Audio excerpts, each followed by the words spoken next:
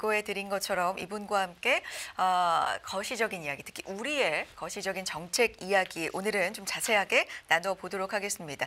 전 SK증권 미래전략부문 대표이십니다. 최석원 대표 모셔보겠습니다. 대표님 안녕하세요. 예, 안녕하십니까. 네, 우리 얘기를 저희가 사실 미국 얘기 중심으로 네네. 좀 많이 하고 있는데 예, 우리 얘기를 조금 소홀히 한 것 같아서 대표님께서 오늘 많은 좋은 얘기 좀 부탁드리겠습니다. 네네. 특히 어제 전해진 소식들이 있어요. 이 추경 35조 원에 대한 얘기가 좀 논의가 활발한 가운데 어제 이창용 총재 의견이 좀 있었거든요. 35조는 너무 많다. 15조에서 20조 원이 좀 적당해 보인다. 이런 의견을 좀 냈거든요. 예. 사실 추경에 있어서 한국은행 총재 결정권은 없지만 네. 예, 이 예. 의견은 좀 많이 반영이 되는 건가요? 뭐 어떻게 보셨습니까?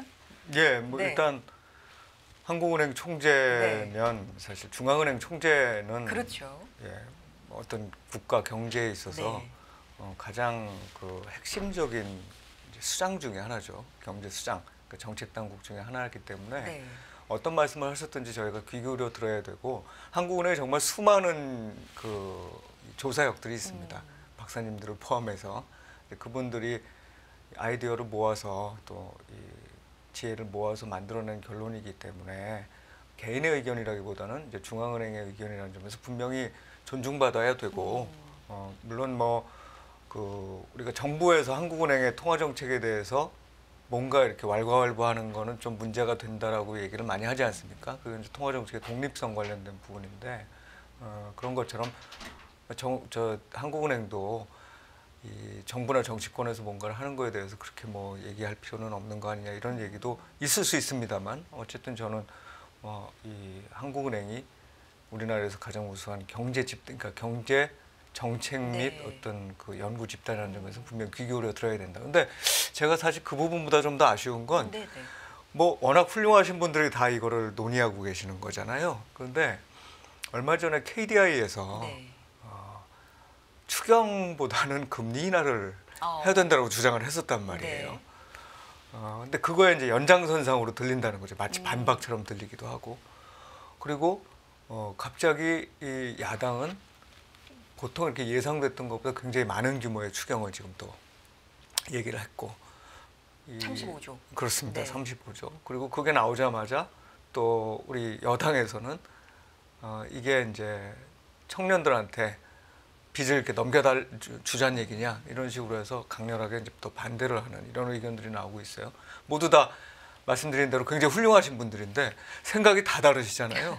그래서 조금 아쉬운 부분이 있다는 거죠. 결국 뭐냐면 모두 다 약간 정치적인 이 본인들의 입지를 좀 높이기 위해서 이런 얘기들을 하고 있는 게 아니냐 이런 생각이 들고 그러다 보니까 진짜로 우리나라 경제에서 이 추경이라는 이 항목이 어떻게 돼야 되느냐 지금 상황에서의 추경이라는 게 어떻게 이 결정이 돼야 되느냐에 대한 진지한 논의들이 훨씬 더 많이 지금 있어야 될 것 같아요.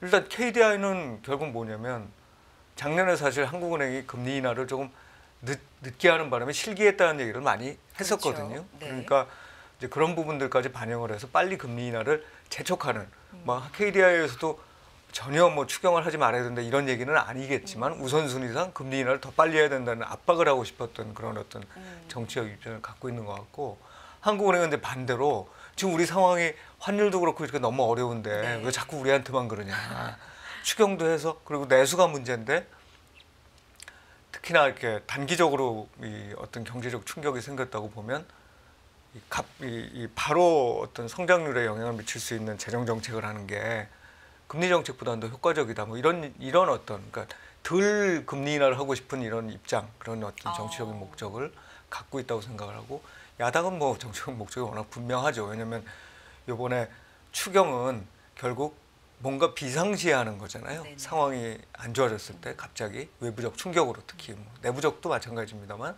지난번 코로나 충격 때처럼. 네. 근데 이번 그 계엄 이후에 나타나고 있는 이 탄핵 국면을 그렇게 이제 얘기하고 싶은 거죠.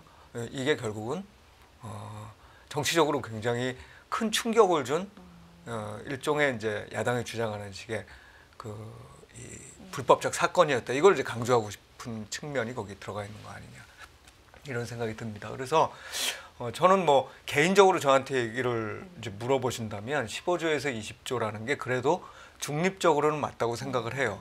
근데 지금 이 15조, 20조 이외 이 이상에 대한 부분들은 저는 상당 부분 지난 본 예산을 상당히 긴축적으로 했기 때문에 지금 뒤늦게 나서는 예산들이라고 생각이 들거든요. 실제로 이번에 추경에 포함된 안들을 보더라도 거기에는 뭐 민생 회복 이런 부분도 있지만 경제 성장, 그래서 SOC 투자도 있고 뭐 R&D 투자도 있고 이런 거는 다 사실 본 예산에서 이미 그 거대 여당을 비롯해서 국회의원들이 했었어야 된 얘기인 거예요. 이게 이미 작년에. 그러니까 순수하게 우리가 정치적 충격 때문에 나타나는 현상들 때문에 이게 경제가 나빠진다면 그 부분에 대한 어떤 성장률 방어를 위한 정책을 수행하는 이런 거를 염두에 두고 그럼에도 불구하고 본 예산이 잘못돼 있었으니 이 부분도 좀 같이 생각하면서 추경에 반영하자는 식으로 상호간에 좀 열린 대화를 해야 된다. 그러다 보면 아마 15조에서 20조보다는 조금 큰 규모가 적정한 규모로 나오지 않을까 이렇게 생각하고 있습니다. 어제 진통제에 좀 비유를 했어요. 네네. 15조에서 20조가 적정한 것 같아. 35조는 좀 많아 보인다 하면서 35조를 투입을 하면 이제 진통제 재정을 너무 많이 써서 이걸 진정시키는 거는 뭐 괜찮지만 그렇게 해서 성장률을 너무 많이 올리면 지금은 좋지만 나중에는 35조 이상을 써야 된다. 뭐 이런 얘기를 지금 한 거거든요. 이게 지금 추경을 바라보는 양쪽 의견이 아닐까 싶어요. 적정할 때 빠르게 충분히 넣어야 된다는 쪽과 그러면 다음에는 이 이상을 해야 그 효과가 있다. 뭐 이런 쪽 첨예하게 지금 좀 대립이 있는 것 같은데 대표님의 생각은 어떠십니까? 이제 그 문제도 결국 앞서 말씀드렸던 거하고 연결이 되는 건데 환자의 상태를 어떻게 볼 거냐에 대한 부분이에요. 근데 지금 성장률을 1.6%로 그렇습니다. 제시를 하고 있는 거잖아요. 네네. 이걸 비유하신 환자의 상태를 보면 네네. 어떤 상태예요? 1.6이라는 거는 안 좋은 상태인 거죠. 근데 그 중에서 추경이라는 것을 써서 우리가 해결해야 될, 그러니까 아픈 거죠. 그러니까 병이라는 게 아픈 증상도 있지만 안 아파도 문제가 되는 증상도 있잖아요. 이 아픈 증상을 해결하기 위해서 이 진통제를 써야 된다면 정말 우리가 생각하지 못했던 계엄부터 시작한 이 탄핵 정국 이런 것들이 얼마만큼의 영향을 주고 있느냐를 먼저 우리가 서로 간의 공감대를 형성해야 되는 거잖아요. 그거에 대한 판단이 서로 다르다는 거고 지금 현재 야당에서는 그거를 크게 생각하고 싶어하는 것 같아요. 네. 그래서 그거를 치유하기 위해서는 진통제를 확 써야 된다 이렇게 생각하는 것 같고 한쪽에서는 그렇지 않다. 그쪽으로부터 나오는 성장률 하락폭은 하는 총재가 비슷한 얘기를 했었는데 한 0.2%포인트 정도 요거를 좀 올해 성장률을 내리는 효과가 있으니 그 정도 부분에 대해서 대응을 하는 이렇게 생각을 하고 있는 상태라고 봅니다. 뭐 저는 개인적으로 말씀드린 대로 하는 쪽에서 나오는 의견이 실질적인 경제만 놓고 보면은 중립적인 의견이라고 생각을 해요. 그런데 여기에 이제 플러스 돼야 되는 부분은 우리가 병들어 있는 상황, 그러니까 아픈 것 말고도 이거 지금 진행되고 있는 병들어 있는 상황. 그건 결국 뭐냐면 잠재 성장률이 하락하고 있는 부분들. 그리고 그거를 극복하기 위해서 인구 문제라든지 뭐 연령, 그 고령화 문제라든지 이런 부분들은 빨리 해소하지 못하더라도 생산성을 높이기 위한 방법들이 있단 말이죠. 그것도 이번 추경에 반영을 할 거냐. 사실 이게 추경의 기본적인 목표는 조금 어긋납니다. 추경이라는 건 기본적으로 추경을 발동할 수 있는 조건들이 있어요. 그건 뭐냐면 우리가 본 예산을 짰을 때 생각지 못했던 어떤 사건이 딱 벌어지면 그거를 우리가 해소하기 위해서 추경을 편성할 수 있는데 이제 그것 이상으로도 쓸 수 있죠. 왜 우리 뭐 정치권에서 할 수 있잖아요.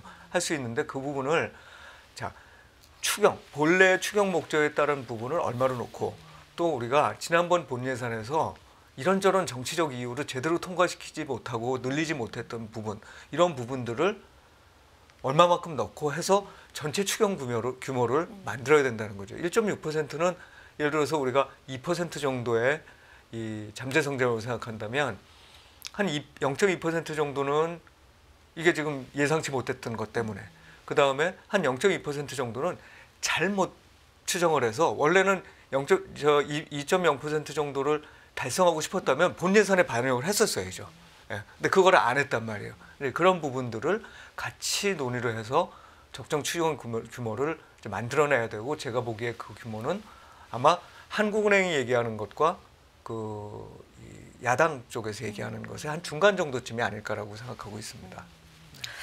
그렇군요. 이제 금통위가 그럼 일주일 앞으로 또 다가왔는데 네. 사실 재정 정책과 지금 금리 통화 정책이 조화를 이루어야 이게 효과가 또 있을 텐데 네. 지난번에도 기자들 질문이 상당히 많이 쏟아졌습니다. 그만큼 지금 통화 정책에 좀 관심이 많이 쏠려 있잖아요. 네. 이번에는 인하 쪽으로 될까요? 지금 경기와 환율 측면에서 상당히 고려할 점이 좀 많아 보이잖아요. 네네.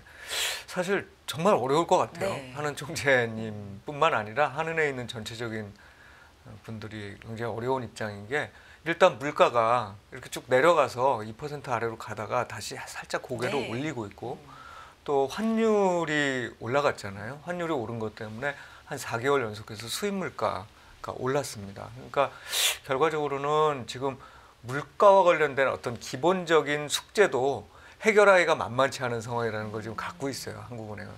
근데 내수는 내수대로 굉장히 나쁘다는 그렇죠. 거죠.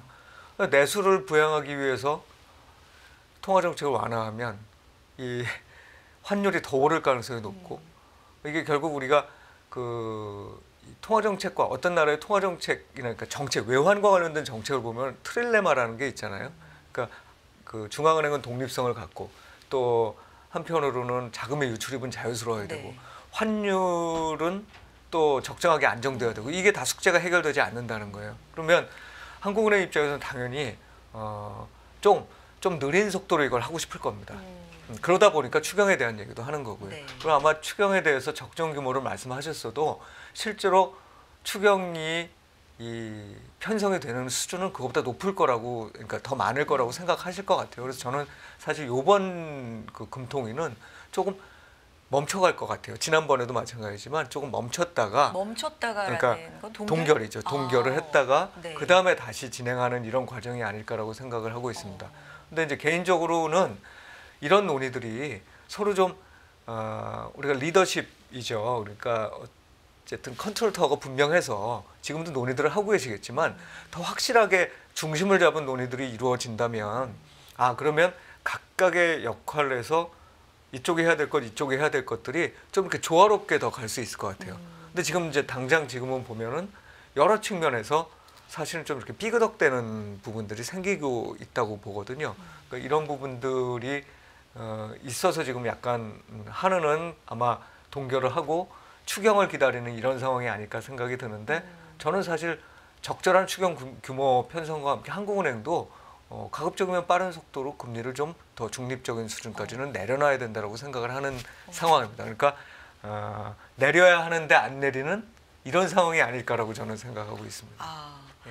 지난번에도 사실 혹시 내리지 않을까, 뭐 네네. 경기라든지 이런 측면, 내수라든지 이런 측면을 더 생각해서 성장률, 그런데 한번 멈춰갔거든요. 그래서 이번에는 내리지 않을까라는 의견들도 많은 상황에서 한 번 더 멈춰갈 것 같다. 그렇다면 대표님은 환율 그리고 추경의 진행 상황을 좀 보면서 한 번 더 쉬어갈 것 같다라는 네. 의견이시네요. 네.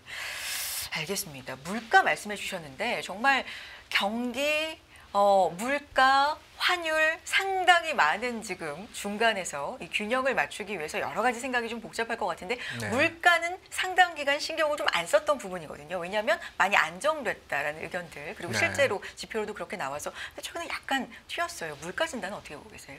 물가가 높았던 재작년 하반기부터죠. 그때부터 생각을 해보면 상승률 자체는 상당히 낮아진 게 맞습니다. 그리고 목표권 내에서 내려갔다가 목표권 조금 위로 올라가는, 그러니까 어찌 보면은 안정된 흐름을 보이고 있다고 생각을 해요. 근데 이건 이제 물가 상승률에 대한 부분이고 이미 많이 올랐잖아요. 이게 체감 물가와 관련된 얘기라는, 특히 정치권에서는 이런 얘기들을 많이 할 수밖에 없는데 체감 물가가 높다, 물가 상승률은 안정됐다고 주장하지만 체감 물가가 높은 건 어떡할 거냐? 이거는 방법이 별로 없어요. 중앙은행 입장으로도. 예를 들면 한 번 올라간 물가에서 그 물가 수준 자체가 낮아지려면 이거는 마이너스 물가 상승률이 계속 나타나야 된다는 건데, 마이너스 물가 상승률을 나타내게 하는 정책이라는 건 내수 경기를 굉장히 위축시키는 정책이거든요. 그러니까 내수 경기를 다 망가뜨려 놓고 물가를 잡자. 이거는 말도 안 되는 얘기라는 거죠. 그래서 항상 모든 중앙은행들은 통화당국들은 현재 물가 수준 이거에 대한 사람들이 느끼는 체감 이것도 중요하지만 결국은 우리가 타겟팅할 수 있는 건 물가 상승률로 볼 수밖에 없다. 그래서 그런 측면에서 보면 한국은행이 할 수 있는 만큼은 지금 최선을 다해서 하고 있다라고 생각이 듭니다. 그러면 이미 높아져 있는 물가는 어떻게 해야 되느냐? 이런 부분들은 일단 첫 번째 제일 좋은 거는 실질 소득을 높여줘야 돼요. 그러니까 물가가 높아졌을 때 이걸 충분히 살 수 있을 만큼의 사람들의 소득이 늘어줘야 된다는 뭐 거죠. 흔한 말 있잖아요. 내 얼굴만 안 오르고 그렇죠. 다 오르는데. 네. 근데 여기에도 이제 문제가 있는 게 네. 오르긴 오르는데 누구는 오르냐면 이 많이 버는 사람들은 우리 앵커님 같은 분들은 계속 오르고 어렵습니다. 네. 이제 안 그런 분들은 또 물가 상승률보다도 훨씬 낮은 그 소득 증가가 나타나죠. 그거를 어떻게 조화롭게 다 같이 올려줄 수 있느냐에 대한 부분들이 일단 나타나야 될 거고 그 다음에는 우리나라의 물가가 구조적으로 좀 높은 이유들이 있잖아요. 예를 들면 여러 가지 이유들 중에서도 이제 제가 좀 생각하는 건 유통망에서 중간 단계의 물가들이 굉장히 높아지는 현상들이 나타나는 것. 그다음 또 하나는 싼 걸 수입하면 되는데 그러지 못하고 있는 부분들 이런 부분들에 대해서는 다 이제 놓고 어떤 부분들을 좀 낮춰주면 특히 필수 소비재들이 그렇습니다. 아까 말씀드렸던 저소득층 입장에서는 필수 소비재는 사야 되잖아요. 그러니까 전체 소비 중에서 필수 소비재가 차지하는 어떤 이 비중이라는 게 높을 수밖에 없어요. 그리고 전체 소득 중에서 소비재를 사야 되는 어떤 비중도 높을 수밖에 없죠. 저소득층은 이제 이런 분들 같은 경우에는 어찌 보면 좀 더 싸게 그런 것들을 예를 들면 대표적으로 식료품 가격 같은 것들이겠죠. 이제 그런 것들을 이렇게 구할 수 있는 이런 방안을 마련해 줘야죠. 이거는 한국은행이 할 일은 아닙니다. 이건 한국은행이 할 일은 아니고 이게 지속돼서 계속 상승률을 높일 거예요. 물가 상승률을 높일 수 있는 기대로 이어지는 걸 막는 게 한국은행이 할 일이고 이 물가의 전체적인 수준이 구조적인 요인 때문에 문제가 되고 있다는 것은 결국은 이거는 우리의 통상 정책이라든지 또는 재정 정책이라든지 이런 쪽에서도 해결을 해줘야 되는 문제예요. 이것도 서로 머리를 맞대고 얘기를 같이 해줘야 되는 이런 상황이라고 생각하고 있습니다. 앞서서 뭐 너무 훌륭한 분들인데 그래서 그런지 의견이 좀 많이 갈린다. 네, 좀 얘기를 할 필요가 좀 급하잖아요. 사실 우리 네네. 경제 상황이 뭐 이런 부분 좀 말씀해 주셨고요. 증시 얘기 좀 여쭤보고 싶습니다. 좀 오랜만에 모셨잖아요. 네네. 사실 작년 후반에 우리 증시가 상당히 뭐 악재 투성이에 정말 네네. 그 가운데 뭐 전쟁을 겪고 있는 나라보다 더 안 좋다. 우리 증시 이런 오명. 네. 그런 걸 썼다가 올해 좀 달라졌습니다. 확실히 2620대 어제로 엿새째 상승해서 안착을 한 상황인데 여기에서 좀 원동력은 뭐라고 보시는지 좀 궁금하고요. 이렇게 될 수 있었던 이유. 일각에서는 그냥 너무 싸졌었다. 네네. 과연 이런 이유만 있는 건지 뭐 전반적인 평가 궁금합니다. 예, 말씀하셨듯이 네. 작년 말 너무 안 좋았어요, 네. 사실. 그러니까 뭐 주가 자체의 흐름도 마찬가지였지만 트럼프 대통령 재취임에 대한 어떤 불확실성, 게다가 우리나라는 또 뭐 내수가 원래 안 좋은데 이게 안 살아나는 과정에서 수출이 줄어가고 있었거든요. 네. 거기다가 12월 달에는 또 사실 내수에 더 한 번 충격을 줄 수 있는 정치적인 사건까지 있었으니까 어찌 보면은 정말 악재들이 이렇게 막 몰려 있었던 상황이라고 맞아요. 볼 수 있습니다. 그런데 시장 입장에서 보면 그거는 반대로 우리가 악재가 언제 소화되고 해소될 건지에 대해서는 누구도 사실 장담하기는 어렵지만 네. 어쨌든 그 과정에서 지금 되돌아놓고 보면 그게 상당 부분 우리 가격에 반영이 됐었구나라는 생각을 할 수 있죠. 그래서 아마 말씀하신 대로 네. 기본적으로는 쌌기 때문에 오른다. 이런 부분들이 분명히 있는 것 같아요. 근데 네. 사실은 생각을 해보면 우리 이번 1, 2월 달에 상승은 또 개인 투자자들이 많이 이렇게 견인을 해왔습니다. 그렇죠. 요 며칠간 어제 같은 경우는 특히 그 외국인 또 기관 투자자 이렇게 해서 좀 매수를 특히 기관 투자자들은 또 매수를 좀 하는 날들이 보였지만 개인 투자자들이 좀 매수를 했거든요. 그래서 이런 개인 투자자들의 매수라는 건 그런 저점에 대한 그러니까 저렴한 가격에서 내가 진입해야지에 대한 어떤 생각도 있었겠지만 몇 가지 그 시그널들이 있었죠. 네. 환율이 계속 올라가다가 사실은 트럼프 대통령이 취임하는 걸 기화로 해서 오히려 약간은 달러와 강세가 멈칫하는 네. 모습이 보였고 금리도 사실 계속 작년 하반기 내내 보면은 특히나 한 9월 정도부터 금리가 막 정말 미국 국채로 보면은 3.6, 7%에서 4.77%막 이렇게 맞아요. 올라갔거든요. 네.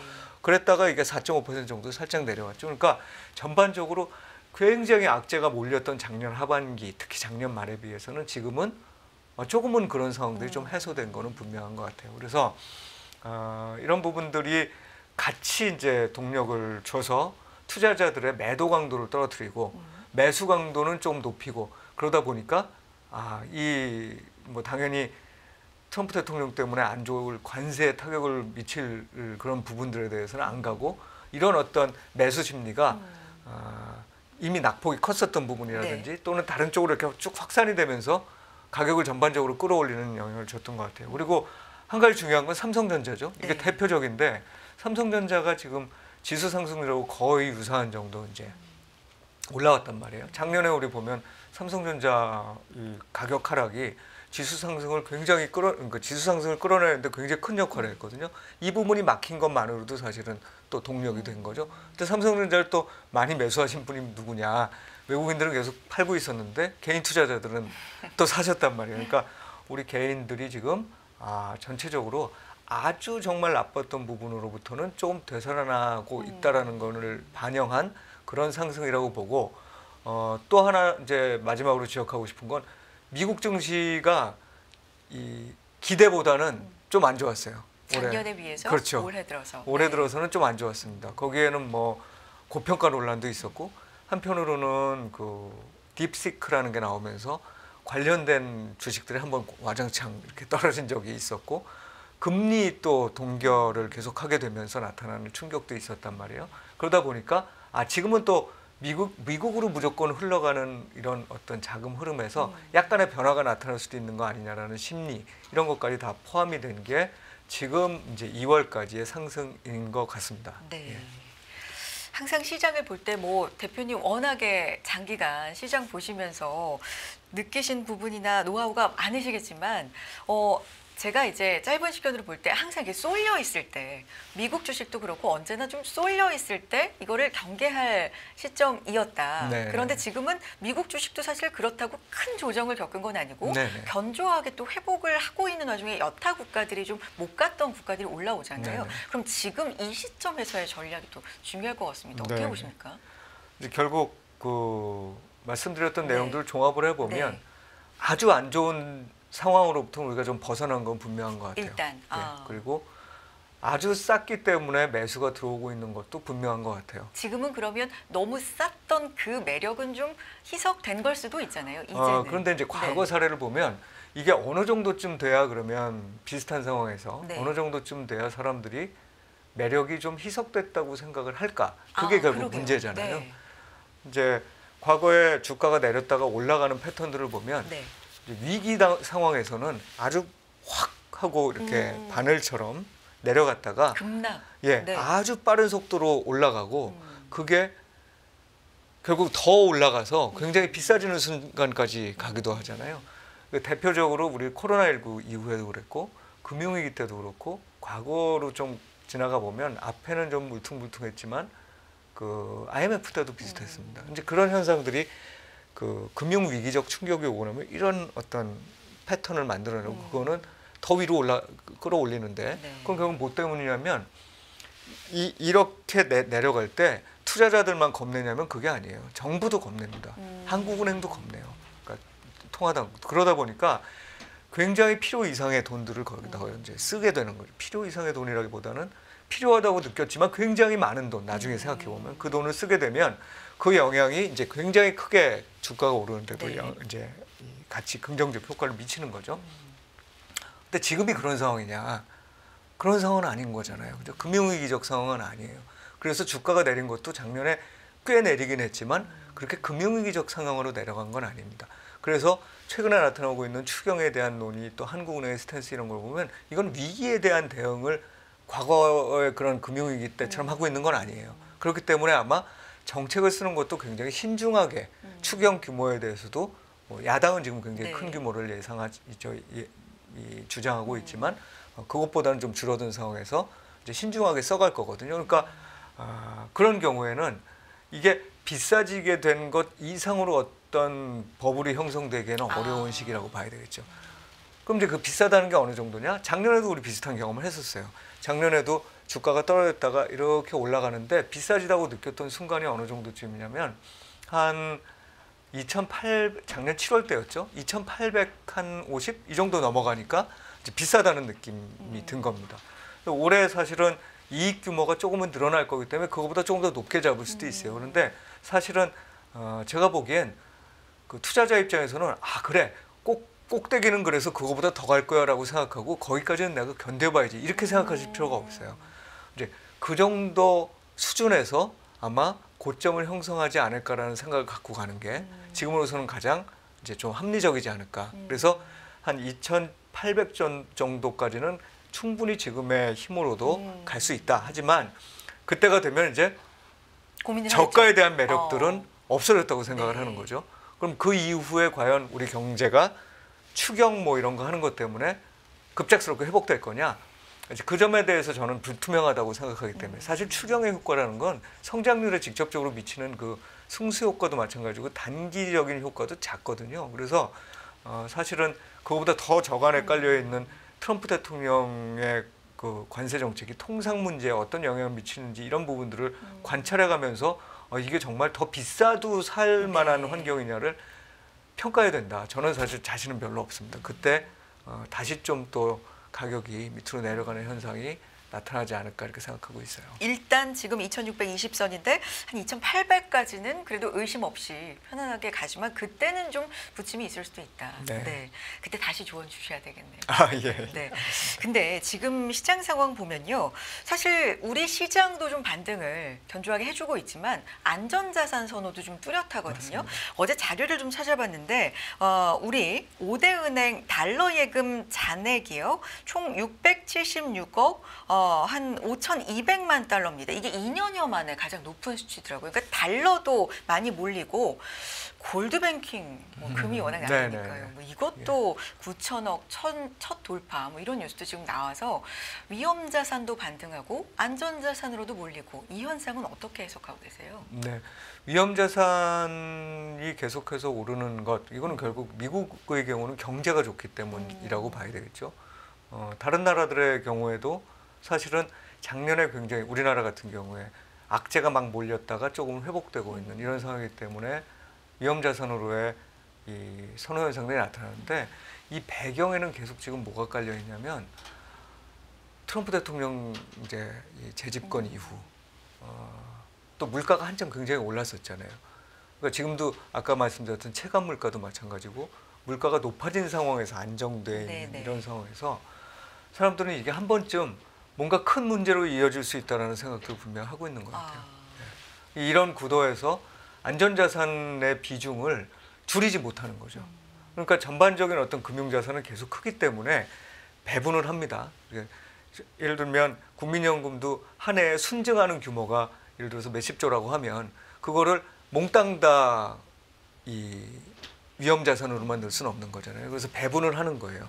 그래서 이 배분이 기본적으로 어느 쪽으로 더 많이 가느냐에 따라서 지금 그 위험자산이 더 오르느냐 안전자산이 더 각광을 받게 되느냐 뭐 이런 것일 텐데 지금 상황을 보면 그 두 가지 현상 사람들이 자산이 늘어나는 거를 양쪽에다가 다 배분하고 있는 현상들이 나타나고 있는 것 같아요. 그래서 어찌 보면 이 불안감과 이 그리디한 거지 탐욕이 같이 이렇게 어우러져 있는 시장. 그러니까 굉장히 혼란스러운 시장이라고 볼 수 있습니다. 기본적으로 유동성은 그럼 아직 풍부하다고 맞습니다. 봐야 되겠네요. 기본적으로 유동성은 풍부한 거죠. 그리고 유동성이 풍부한 것도 우리가 좀 생각해 볼 필요가 있는 게 결국 이게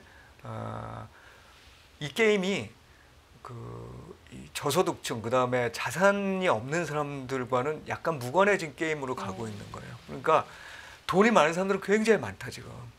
많이 늘어난 상태인데 이 격차가 엄청나게 벌어지면서 금융자산 쪽의 증가는 계속해서 늘어나고 있고 그게 결국 우리나라도 보면 금융자산이 굉장히 빠른 속도로 늘어났고 글로벌 관점에서도 마찬가지입니다. 그래서 이런 어떤 비대칭적인 어떤 상황이 이 금융자산 쪽으로의 위험자산 쪽으로든 안전자산 쪽으로든 어떤 흐름을 굉장히 강렬하게 만들어내고 있는 국면이기 때문에 많은 사람들이 이런 시기를 뭐 똑같은 시기를 누가 항상 경험해 보겠습니까만은 정말 잘 경험해 보지 못한 것 같아요. 그래서 구루들 같은 경우에도 몇 년 전부터 네. 미국 경제를 비롯해서 글로벌 경제와 증시가 한번 막 폭락할 거다 이런 얘기를 했다가 다 되돌리고 네, 되돌리고 네. 하잖아요. 그래서 경험해 보지 못했던 금융자산의 증가가 양쪽의 자산 가격을 다 올리고 있는, 그런데 이게 상당히 편안하지만은 않은 그런 상황으로 우리가 봐야 되겠죠. 예. 알겠습니다. 대표님 종종 또 나와 주시고 네. 좋은 말씀 부탁드리겠습니다. 네. 오늘은 여기까지 듣겠습니다. 전 SK증권 미래전략 부문 대표이시죠? 최석원 대표님과 오늘 이야기 나눠봤습니다. 대표님 말씀 고맙습니다. 예, 고맙습니다.